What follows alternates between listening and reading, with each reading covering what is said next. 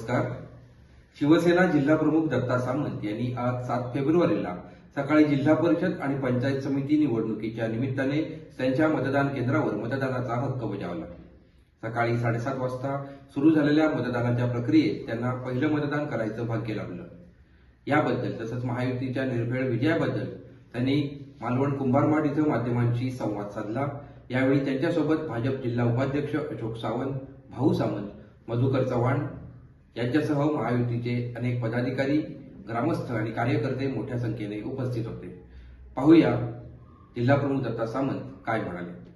आज 7 फेब्रुवारी सकाळी 7:30 वाजता मतदान सुरू झालं.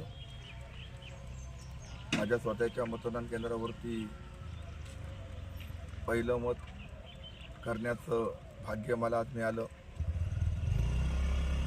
माझ्यासोबत मतदान करण्यासाठी सन्माननीय अशोक सावंत, भाऊ सामंत यांनी सुद्धा मतदान हक्क बजावला. एकंदरीत पाहता मालवण कुडाळ मतदारसंघ असो किंवा सिंधुदुर्ग जिल्हा असो, महायुतीला अतिशय चांगलं पोषक आणि उत्साही वातावरण या जिल्ह्यामध्ये आहे. 50 जिल्हा परिषद आणि 100 पंचायत समिती 100% यश यावेळी या सिंधुदुर्ग जिल्हा परिषदवरती महायुतीचा झेंडा फडकून महायुतीला मिळणार असं वातावरण संपूर्ण या जिल्ह्यामध्ये आहे. महाराष्ट्राचे माजी मुख्यमंत्री सन्माननीय राणेसाहेब, विद्यमान खासदार, तसेच भारतीय जनता पक्षाचे प्रदेशाध्यक्ष आदरणीय रवींद्र चव्हाण, या जिल्ह्याचे पालकमंत्री नितेशजी राणे, आमदार निलेशजी राणे, आमदार दीपक केसर यांच्या माध्यमातून ही महायुती झालेली होती.